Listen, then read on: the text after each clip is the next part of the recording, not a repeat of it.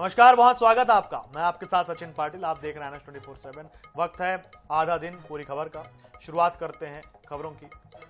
कांग्रेस के सांसद और लोकसभा में नेता प्रतिपक्ष राहुल गांधी ने एक बार फिर वोट चोरी के मुद्दे पर सरकार और चुनाव आयोग को कटघरे में खड़ा किया है। गुरुवार को प्रेस कॉन्फ्रेंस करते हुए राहुल गांधी ने दावा किया कि कांग्रेस के वोटर टारगेट किए जा रहे हैं और उनके नाम जानबूझकर वोटर लिस्ट से हटाए जा रहे हैं। राहुल गांधी ने 31 मिनट की एक प्रेजेंटेशन के जरिए कई राज्यों महाराष्ट्र, हरियाणा, यूपी और कर्नाटक में वोट डिलीशन के सबूत पेश किए। इस बार वह कुछ ऐसे वोटर्स को भी साथ लाए जिनके नाम वोटर लिस्ट से डिलीट कर दिए गए थे। राहुल गांधी ने मुख्य चुनाव आयुक्त ज्ञानेश कुमार पर गंभीर आरोप लगाते हुए कहा कि वे उन लोगों को बचा रहे हैं जो लोकतंत्र को नष्ट कर रहे हैं। हालांकि चुनाव आयोग ने राहुल गांधी के आरोपों को गलत और निराधार करार दिया है। वहीं बीजेपी ने भी एक बार फिर से राहुल गांधी के आरोपों को सिरे से खारिज किया है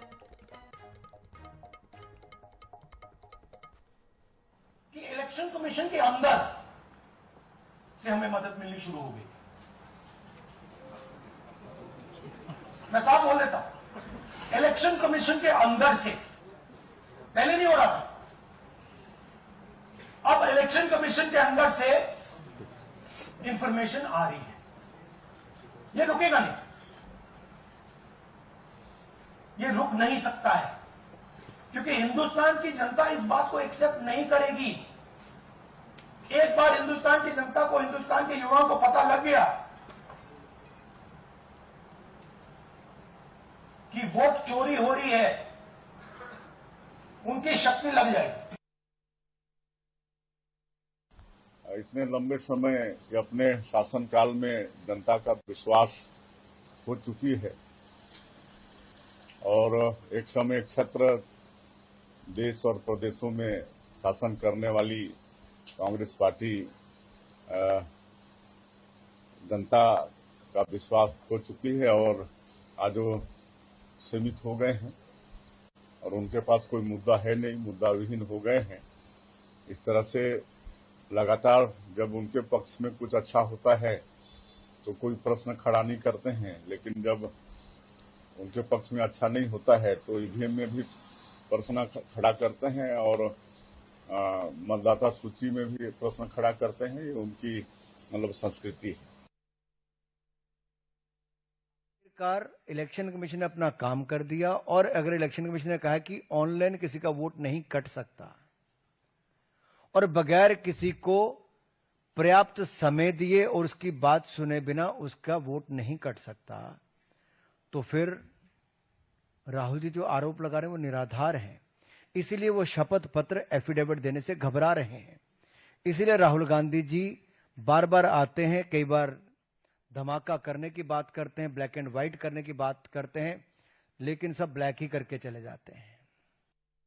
चलिए राजिम से आपको बड़ी खबर बताते हैं। राजिम से रायपुर स्पेशल ट्रेन का शुभारंभ हुआ है। अभनपुर, नया रायपुर होकर रायपुर तक मेमो ट्रेन।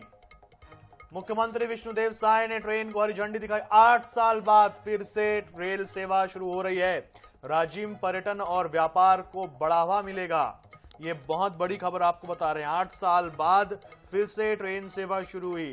राजीव लोचन मंदिर, राजिम कुंभकल्प और उसके बाद कई लोग घटारानी भी जाते हैं। रायपुर से रोज बहुत सारे लोग राजिम की ओर जाते हैं और अब ट्रेन सेवा 8 साल बाद फिर से शुरू कर दी गई है। ऐसे में बहुत सारे यात्रियों को इसका फल मिलेगा और बहुत समय से ये मांग भी की जा रही थी। मुख्यमंत्री विष्णुदेव साय ने इस मेमो ट्रेन को हरी झंडी दिखाई और इसे रवाना किया। अभनपुर, नया रायपुर होकर रायपुर ये ट्रेन जो आएगी। राहत की खबर है, जो लोग राजिम आना जाना करते हैं।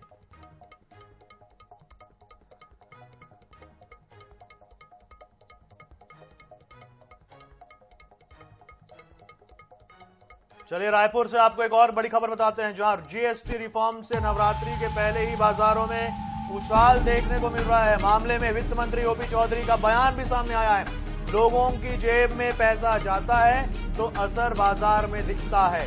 जीएसटी रिफॉर्म से लोगों के पैसे बच रहे हैं, क्रय शक्ति बढ़ी है। 22 सितंबर के बाद बाजार में और भी ज्यादा असर दिखेगा। ये कहा गया है। तो हाल ही में जो जीएसटी रिफॉर्म्स हुए हैं उसमें वाकई बहुत सारी ऐसी चीजें हैं जिनके दाम कम हुए हैं।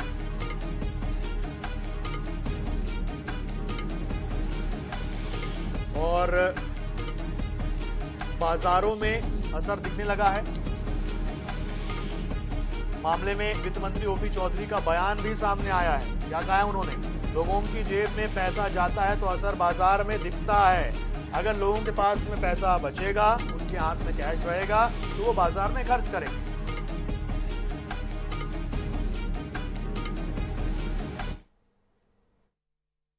नरेंद्र मोदी जी वो नेतृत्व हैं जो इतने बड़े बड़े निर्णय ले सकते हैं, जैसा जीएसटी 2.0 लाने का उन्होंने काम किया है। जीएसटी 2.0 के माध्यम से 300 से अधिक आइटम के रेट को कम कर दिया गया। भारत देश 140 करोड़ हमारे जनता जनार्दन का देश है और यहाँ उनकी सुविधा का ध्यान रखना नरेंद्र मोदी जी की सर्वोच्च प्राथमिकता है। और उन्होंने राजस्व की चिंता किए बिना, टैक्स कलेक्शन की चिंता किए बिना ये बड़ा निर्णय लिया। और अर्थव्यवस्था में जब जनता के जेब में पैसा जाता है, जब दाम घटता है, उसकी परचेसिंग पावर बढ़ती है, उसके बचत की क्षमता बढ़ती है, तो अर्थव्यवस्था को भी एक नई ऊंचाई और नया उछाल मिलता है। जबलपुर से एक खबर आपको बताते हैं, जहां सीएम डॉक्टर मोहन यादव ने झाड़ू लगाई। रानी दुर्गावती अस्पताल में चलाया गया स्वच्छता अभियान। स्वच्छता को लेकर सीएम डॉक्टर मोहन यादव ने कहा, मध्य प्रदेश के सभी हॉस्पिटल साफ और स्वच्छ रहें, स्वच्छता के प्रति जागरूकता बढ़े, ये कहा मुख्यमंत्री डॉक्टर मोहन यादव ने। मंत्री, विधायक और आमजनों को स्वच्छता अभियान से जोड़ेंगे, ये कहा डॉक्टर मोहन यादव ने। जबलपुर में उन्होंने झाड़ू लगाई, तस्वीर आप देख सकते हैं। मुख्यमंत्री की सादगी की तारीफ हो रही है। स्वच्छता को लेकर सीएम डॉक्टर मोहन यादव ने क्या कहा, ये बताते हैं आपको। मध्य प्रदेश के सभी हॉस्पिटल साफ और स्वच्छ रहें, ये कहा। स्वच्छता के प्रति जागरूकता बढ़े।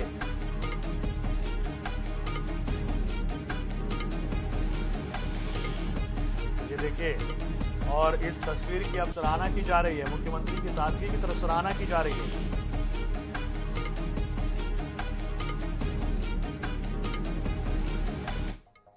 मध्य प्रदेश सरकार अवैध अतिक्रमण को लेकर सख्त दिखाई दे रही है।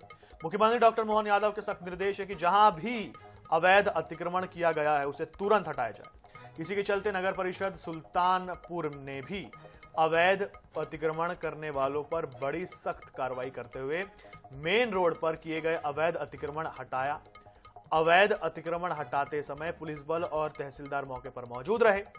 सुल्तानपुर नगर परिषद अध्यक्ष का कहना है कि आगे भी अतिक्रमण के खिलाफ कार्रवाई जारी रहेगी, जिससे कि नगर की सड़कों का चौड़ीकरण हो सकेगा। इसके साथ साथ नगर भी साफ सुथरा रहेगा।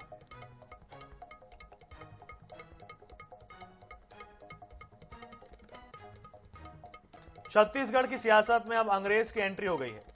कांग्रेस नेता और पूर्व deputy CM TS Singhdeo social media X पर पोस्ट कर भाजपा पर निशाना साधा है। सिंहदेव ने भाजपा की तुलना अंग्रेज से की। टीएस सिंहदेव ने पोस्ट कर लिखा, पुरानी कहावत है, अंग्रेज चले गए औलाद छोड़ गए, जो भाजपा पर बिल्कुल सटीक बैठती है। 1930-40 के दशक में जो उनके मालिक अंग्रेज सिखा कर गए, आज भाजपा फिर उसी विभाजनकारी मानसिकता के आग पर अपनी राजनीति की रोटियां सेक रही है। बहुसंख्यकों को डराओ, अल्पसंख्यकों को अमानवीय बताओ, नफरत बढ़ाओ और वोट मांगो, यही उनका चुनावी हथकंडा है। और चुनाव आयोग अपनी कानून की किताब देखकर बताए, क्या किसी राजनीतिक दल को ऐसे नफरती और विभाजनकारी वीडियो साझा करनी चाहिए?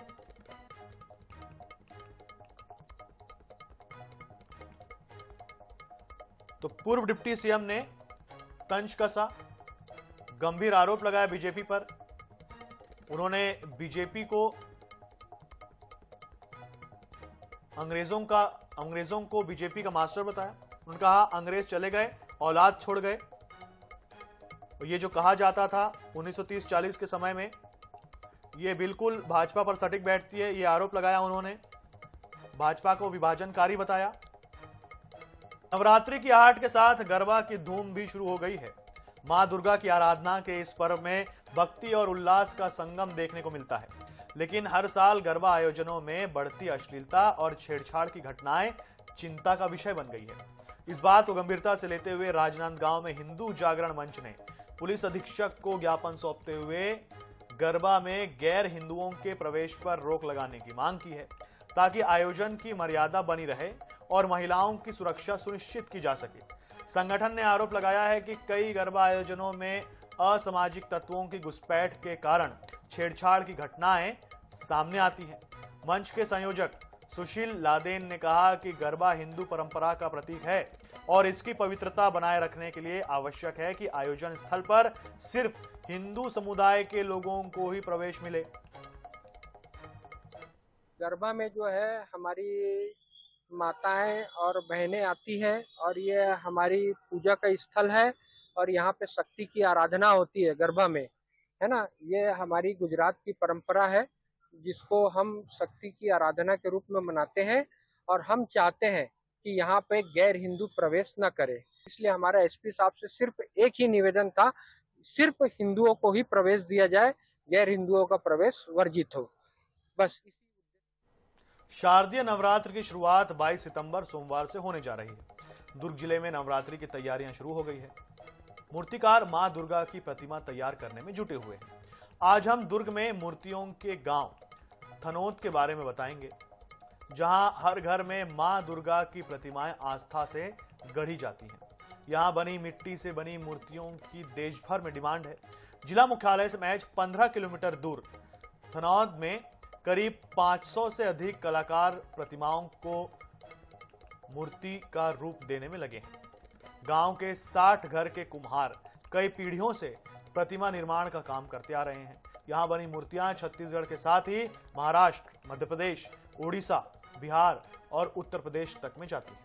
यहां हर साल 5000 से अधिक प्रतिमाएं तैयार की जाती हैं और मूर्तियों की कीमत 50,000 रुपए से लेकर 2 लाख रुपए तक होती है। थनौत के मूर्तिकार राधे श्याम चौथी पीढ़ी के मूर्तिकार हैं। वे बताते हैं कि मूर्ति कला का ज्ञान उन्हें अपने पुरखों से मिला है और अब उनका बेटा भी इस परंपरा को आगे बढ़ा रहा है। उनके अनुसार मूर्तियों का निर्माण केवल कला नहीं बल्कि श्रद्धा और आस्था का संगम है। तो देखा आपने, और खबरों फिलहाल इतना ही। देश दुनिया से जुड़े रहने के लिए देखते रहिए INS 24/7। नमस्कार।